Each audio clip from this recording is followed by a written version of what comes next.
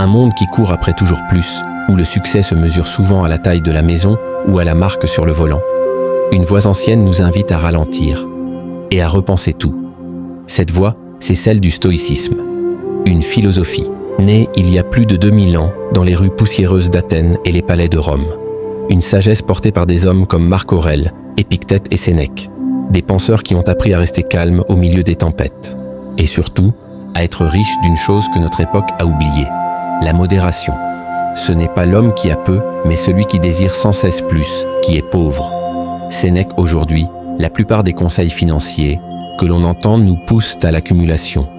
Plus d'argent, plus d'investissement, plus de rendement. On te parle de richesse comme d'un objectif extérieur. On te pousse à comparer, à consommer, à posséder. Mais dans cette course effrénée, on oublie l'essentiel, la liberté intérieure. Car que vaut un compte en banque rempli si ton esprit est toujours inquiet? Que vaut une maison luxueuse si tu te réveilles chaque matin avec l'angoisse de perdre ce que tu as construit? C'est là que le stoïcisme change la donne. Il ne te dit pas de fuir l'argent. Il ne te dit pas de vivre dans la pauvreté. Il te montre un autre chemin, celui du contentement. Celui où tu n'es plus esclave de tes désirs, où ta richesse ne dépend plus du regard des autres, ni des chiffres sur ton application bancaire, mais de ta maîtrise de toi-même, de ta capacité à être satisfait avec peu et à vivre selon tes valeurs. Dans cette vidéo, nous allons explorer ensemble pourquoi le stoïcisme peut être ton allié le plus puissant pour construire une liberté financière durable. Comment sortir de la mentalité de rareté pour entrer dans un état d'abondance intérieure. Et comment adopter des pratiques simples, mais profondes, pour transformer ta relation à l'argent et à toi-même. Ici, tu ne trouveras pas de secret pour devenir millionnaire en 6 mois. Mais tu découvriras comment penser comme un empereur, vivre comme un sage. Et peut-être, pour la première fois, te sentir vraiment libre. Comprendre l'état d'esprit stoïque pour la liberté financière.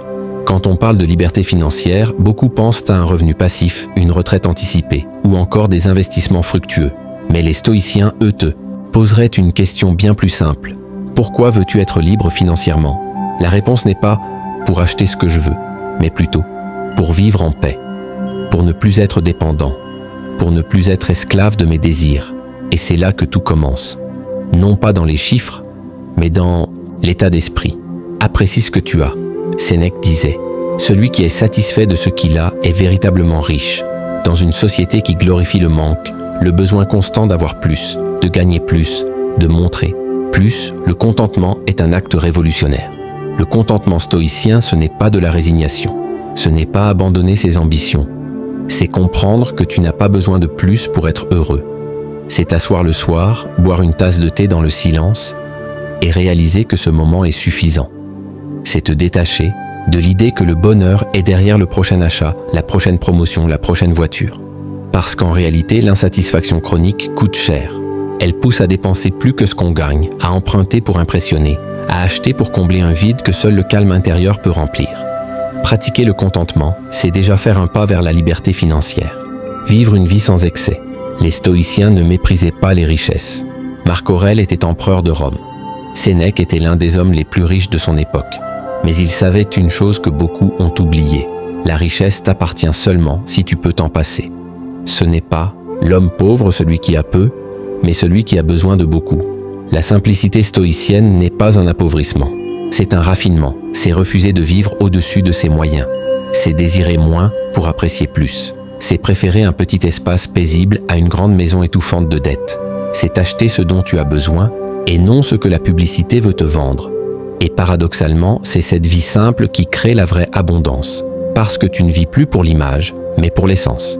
Chaque euro que tu n'utilises pas pour impressionner devient un euro que tu peux investir dans ta paix intérieure. Concentre-toi sur ce que tu peux maîtriser. Un des piliers du stoïcisme est ce qu'on appelle la dichotomie du contrôle. C'est l'idée qu'il y a 2 types de choses dans la vie. Celles que tu peux contrôler, tes actions, ton comportement, ton attitude. Et celles que tu ne peux pas contrôler, l'économie, les marchés, les décisions des autres. Et pourtant, combien de gens stressent à cause d'inflation, de récession, de bourses qui chutent, alors qu'ils n'ont aucune prise sur ces éléments? Les stoïciens diraient « Ne t'inquiète pas de ce que tu ne peux pas changer. À la place, concentre-toi sur tes habitudes de consommation, ta capacité à vivre avec peu, ta discipline face aux achats impulsifs, ta vision long terme plutôt que ta peur court terme. Tu ne contrôles pas les hausses de prix, mais tu contrôles ton mode de vie. Tu contrôles si tu vis avec 90% de ton revenu ou si tu dépenses 110%. Et c'est là que réside ton vrai pouvoir. Pas dans le fait d'être à l'abri de tout, mais dans le fait de ne plus être affecté par ce que tu ne peux pas changer. La liberté financière selon les stoïciens, ce n'est pas une question de millions.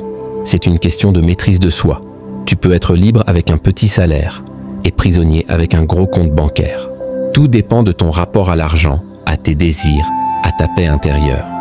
Ce que les stoïciens t'enseignent, c'est que tu n'as pas besoin de gagner plus pour te sentir libre. Tu as besoin de désirer moins, de vivre mieux. Et, surtout, de vivre selon tes principes. Si tu veux aller plus loin, télécharge les 7 habitudes stoïciennes pour une vie financièrement libre. Et si cette vidéo t'a parlé, abonne-toi, pas pour suivre une tendance, mais pour cultiver semaine après semaine ta propre force intérieure. Laisse un commentaire avec ta citation stoïcienne préférée. Et surtout, reste sobre, reste fort et avance libre. Exercice stoïque, pratique pour le bien-être financier. Tu veux atteindre la liberté financière mais sans sacrifier ta paix intérieure? Alors il ne s'agit pas seulement de savoir quoi faire avec ton argent, mais qui tu es quand tu le gagnes, quand tu le dépenses et surtout quand tu en as peu. Les stoïciens ne donnaient pas de conseils bancaires. Ils offrèrent mieux, une philosophie pour vivre avec lucidité, maîtrise et sérénité. Et cette sagesse, tu peux la transformer aujourd'hui en pratique simple mais puissante. Voici 3 exercices stoïques concrets pour transformer ton rapport à l'argent et cultiver un véritable bien-être financier. 1. Le journal de gratitude quotidien. Voir l'abondance dans l'essentiel.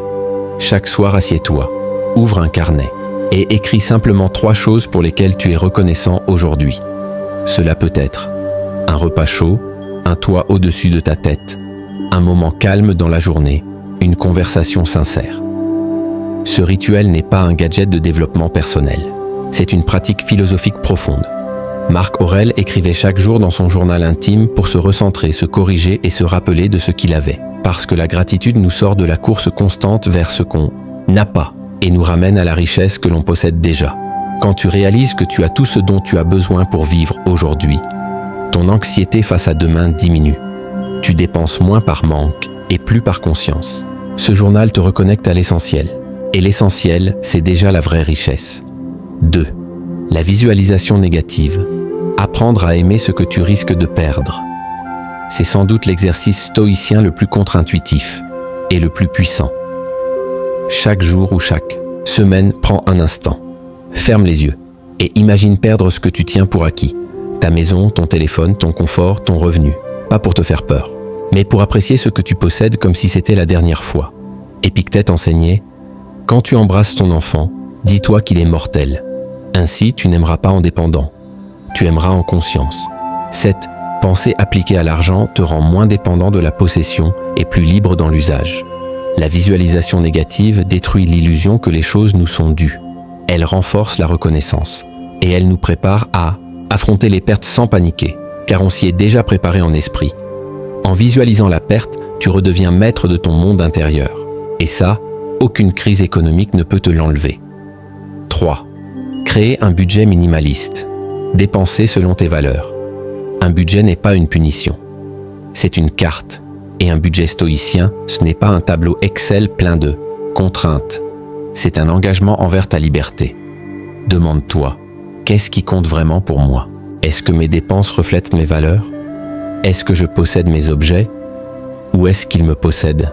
Les stoïciens vivaient avec peu, non par obligation, mais par choix. Sénèque vivait régulièrement comme un pauvre, même s'il était riche, pour se rappeler « je peux me passer de tout ».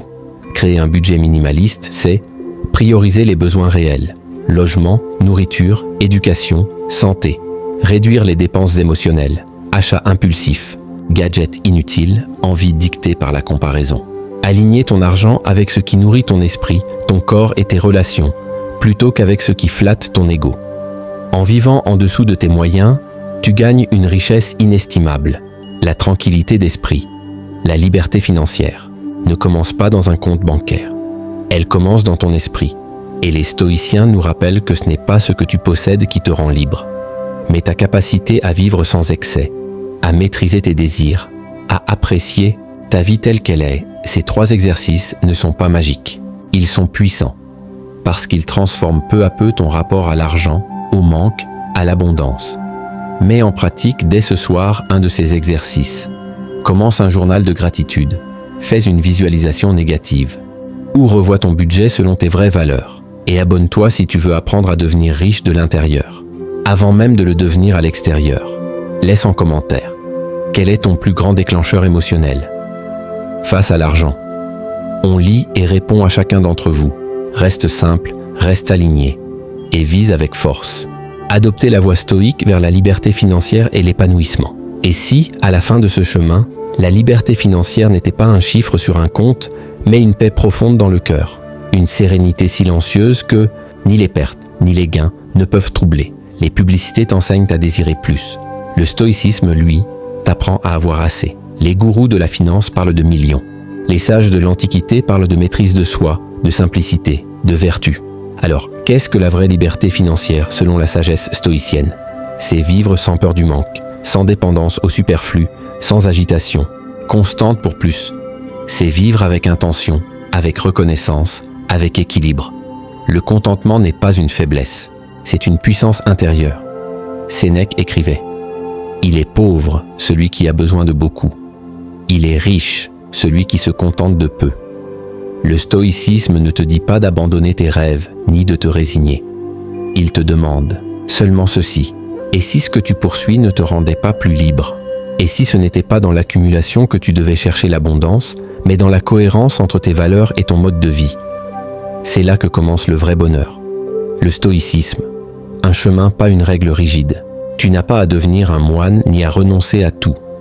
Tu as simplement à choisir avec conscience ce que tu achètes, ce que tu poursuis, ce à quoi tu dis oui et non. Le stoïcisme ne parle pas de privation, mais de discipline, joyeuse.